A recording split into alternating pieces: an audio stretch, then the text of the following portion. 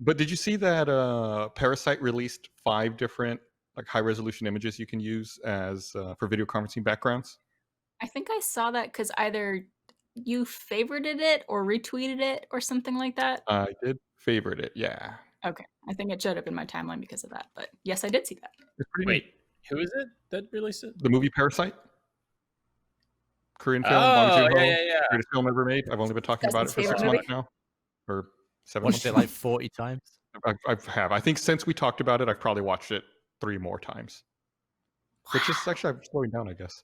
It would That's, dip in my that's honestly more times than I've watched any movie. It's so 3? good. No. I was like, that's not a lot. No, like I don't think I've watched any movie 40 times. I've been trying to watch more like Korean films because that one fucking ruled. I've got tons of recommendations for you if that's Hit me something up. you're serious about. Here recently, there's been a couple of really good ones. There was one that came out in I think 2018 called Burning, which has Stephen Yeun from The Walking Dead. Yeah. Actually, that's on Netflix. You can actually watch that right now. Oh, yeah. There's another one called The Handmaiden, which is on Amazon Mhm. Prime. You can watch that streaming. I think that movie's excellent, but that movie is super sexual. So watch it with Hell an appropriate audience. Don't watch it with your mom. Yeah, do not watch it with Just draw with two your family boobs around. next to it. No, more than that. I watched Train to Busan or It's Busan. really good.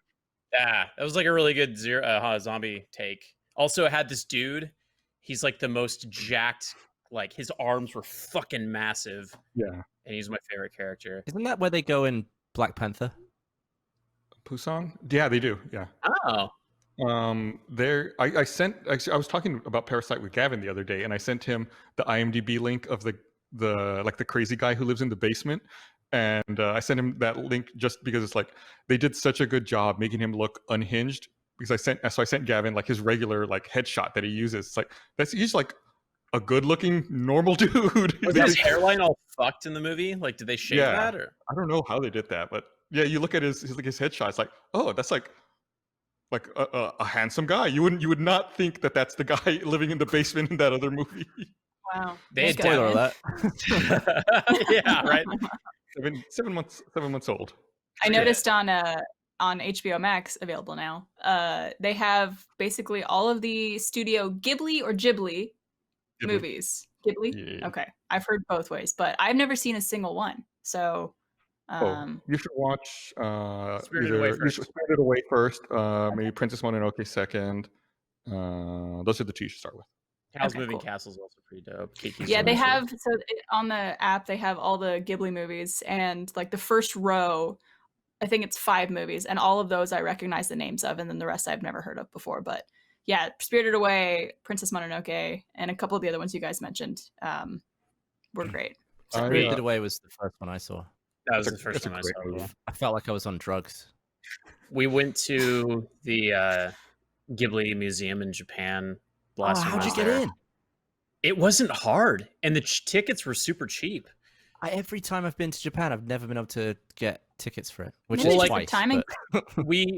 I think they give priority to locals, but like we just went on their website and we like found out the exact time a month ahead or like whenever they released them, and then like it was like me, Miles, Alana, and Cole, and we all just started like immediately logging in to buy tickets, and then when we had a confirmed one, we were like, okay, we got it, we're good. It was fucking great. I don't have any pictures of it. The reason being is they don't allow you to take pictures inside, which I think is a Good reason. plus idea because Yeah. like I was completely engaged with what was going on in the museum the entire time. I wish more places would have that policy. Just so I feel like you could take in things a lot better that way. Yeah, like when you look at a photo, of something like that, they spend a lot of time presenting it. Like they want you to see it a certain way. You want to preserve that that direction. I find that a lot in that when I look back at my photos, I have tons of photos of like before and after everything, but no photos of the actual thing I went to do. Like we went to Meow Wolf to make a weird place, and I've got so much stuff around it, but I don't think I have any photos inside. I might have one, and now I'm looking back, I'm like, damn it, I want to like look at that thing again, but I've just got to rely on my memory now. There is definitely like, yeah, I was like, just watch the weird place. It's all there documented in a lot of pictures. I was gonna say that I think there have been some studies shown too, to play devil's advocate in what I just said before, but that having photos of things, taking photos in certain moments, even if you don't end up looking at those photos afterwards, still creates something in your memory where you remember that moment more vividly, even just taking the photo and never looking at it again. And I don't really know how that works. I want to know what it must feel like, because I feel like we must all experience this, where you see something, whether it be like your cat in an amazing position, or like you see something or like a really nice sunset. Immediately in my head, I'm like, I have to take a picture of this. But what was that feeling like before people could take pictures? Do people just think, wow, I want to remember this? Or like, I want to... Don't move for 10 hours, I'm going to paint it. Yeah, or like, I've got to paint it real quick. You're just sitting there going... Like, I can't imagine what that feeling... Did it just not exist, maybe? It sucks because like, that's nice. I try to do this thing where if I'm in a really cool moment, in my mind, I'll be like, I need to take a mental snapshot of this. I need to remember this moment, how I was feeling, what I was doing, where I was, what I was wearing, all those things. And I was like, I can really appreciate this moment. And I shit you not, I've done that like 20 times in my life, and I can't remember a single fucking one of them. It's only when I take a picture do I remember that shit. That's funny.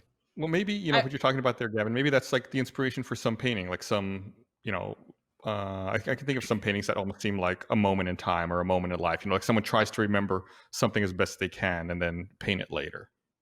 Yeah. Oh, Barbara, people are giving you recommendations for Ghibli movies and like talking dubs versus subs. Yeah. Like the guy, oh God, who's like Ghibli's main dude? Miyazaki? Miyazaki, yeah. Miyazaki's spoken about how he wants his films viewed by American audiences with dubs, because they like go out and intentionally, like, they got fucking like Christian Bale. Yeah, a lot like of people Billy are saying Crystal. they got some really great voice acting in those. I think dubs. specifically in Spirited Away, when they did the translation for the dub, they tried to have the script match up with the animated mouth movements to not make it so distracting, which seems like a fucking nightmare for me. It's like you're translating and you have to try to match existing mouth movements with your translation. Yeah. I mean, they do that in a lot of TV as well. I know they do that with Pokemon for all the translations of that. Like all the flaps are pretty much nailed. As someone who has dubbed over anime and trying to match the mouth flaps, it is very challenging. So I'm sure the voice actors are very grateful for making that just a little easier. Yeah. But like, I mean, I'm not going to say subs is better than dubs or vice versa, but he's come out and said, like, I want you guys to enjoy the animation so much that's why we got voice actors. Yeah, and I think I talked about that years ago when I first saw Your Name, which still, in my opinion, is one of the greatest films of all time. Great movie. Fantastic. But the first time I saw it dubbed, and I was really appreciative that I did, because it made me take in the story and all the beautiful animation so much more, because I was able to look at everything instead of like watching and reading at the same time, which, again, like, I think that takes practice when you're watching anime, and in terms of like being able to read and watch at the same time. Even if you read quickly, you're still moving your eyes away from the frame for a little bit, Yeah.